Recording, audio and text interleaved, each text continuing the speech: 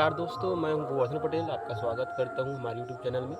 तो दोस्तों हम इस वीडियो में हम बात करेंगे कि इस साल 2026 में प्याज का रेट क्या रहने वाला है। दोस्तों पिछले साल हमने लास्ट मार्च को अपने प्याज निकाल लिया था, तो उस समय दोस्तों हम लोगों को 10 से 12 रुपये किलो रेट मिला था। उसके बाद पूरा साल भर दोस्तों रेट बढ़ा नहीं, पूरा मई जून से लेकर अपना सितंबर अक्टूबर तक पूरा 10 से 12 रुपये ही किलो रहा है। तो आप समझिए कि 2025 में प्याज का जो रेट है वो बढ़ा ही नहीं। तो इस साल 2026 में क्या होगा, तो चलिए दोस्तों अनुमान लगाते हैं। तो दोस्तों पिछले साल जैसा कि शुरू में रेट था, मतलब 10 से 12 रुपये अच्छे रेट रहता है किसानों के लिए।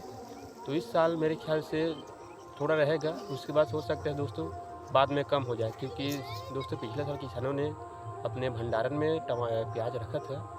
इस साल हो सकता है कि वो लोग न रखें, क्योंकि पिछले साल बढ़ा ही नहीं था। दोस्तों बाद में हो सकता है प्याज का आवक इतना ज़्यादा हो कि लोग प्याज रखना ही ना चाहें। तो बाद में हो सकता है मतलब अप्रैल के 15 तारीख तक हो सकता है प्याज का रेट 10 से 12 रुपये रहे। उसके बाद फिर दोस्तों कम से कम 2 महीने रेट डाउन हो सकता है। उसके बाद फिर अगर हो सकता है अप्रैल मई जून से दोस्तों उस रेट में उछाल आएगा। तो देखते हैं कि इस बार किसान कितना भंडारण रखते हैं, उसके ऊपर है।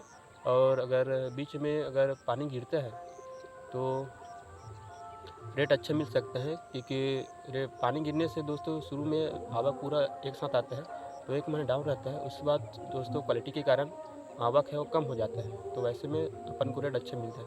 तो 2026 में रेट बाद में अच्छा मिलेगा। तो अभी जो रेट चल रहा है वो 15 से 20 रुपये किलो हो चुका है, जो कि अभी जनवरी का रेट है।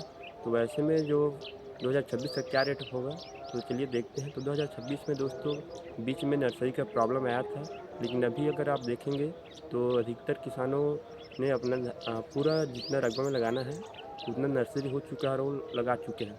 तो अभी का जो मौसम है वो अच्छा है, ठंडा है। तो अगर ऐसा ही मौसम रहा तो इस साल भी प्याज अच्छा होगा। और अगर बीच में अगर मौसम ख़राब होता है दोस्तों, तो प्याज का जो उत्पादन है वो भी प्रभावित होगा। वैसे में हो सकता है कि प्याज का जो क्वालिटी है वो कम हो। तो दोस्तों ऐसे में क्या होता है कि जो शुरू में निकलता है उसमें सभी का जो आवक है वो बढ़ जाता है, क्योंकि लोग भंडारण करने नहीं चाहते, क्योंकि भंडारण करने में भी प्याज ख़राब हो जाता है। तो पिछले साल लोगों को प्याज अच्छा क्वालिटी था तो लोगों ने भंडारण किया था, तो जो कि सभी लोग भंडारण करते हैं, तो दोस्तों वैसे में रेट नहीं मिलता। तो अगर इस साल अधिकतर किसानों ने भंडारण नहीं किया तो हो सकता है कि शुरू में हमें रेट ना मिले, मतलब अप्रैल मई में। तो अब आप ऐसा समझ सकते हैं कि मार्च में रेट अच्छा रहेगा, क्योंकि कम निकलता है। फिर अप्रैल मई में रेट अच्छा नहीं रह सकता है, क्योंकि वो आवक ज़्यादा हो जाएगा और वो भंडारण के ऊपर है। अगर इस साल लोग भंडारण करेंगे तो रेट वैसे ही रहेगा, अगर भंडारण नहीं करते हैं तो रेट है जो कि कम हो सकता है। तो दोस्तों इसके साथ हम लोग पिछले साल की जो है 5 साल का डेटा भी देख लेते हैं कि कैसा है। तो दोस्तों अगर हम देखें तो अप्रैल मई में रेट कम रहता है, उसके बाद जून जुलाई में मीडियम रहता है, और सितंबर अक्टूबर में दोस्तों इसका रेट है जो बढ़ जाता है। देखिए चलते हैं कि कब इसका है जो भाव है वो बढ़ते हैं और कब भाव कम होते हैं। तो ये 5 साल का एवरेज प्राइस है, आप यहाँ पर देख सकते हैं। All India monthly average wholesale price of onion, तो 2013 का है, जनवरी से पूरे दिसंबर तक। 2014 का है, 15 का है, 16 का है और 17 का अपने सितंबर तक है। तो आइए इसको चार्ट के हिसाब से समझते हैं। तो यहाँ पर आप देखिएगा कि जनवरी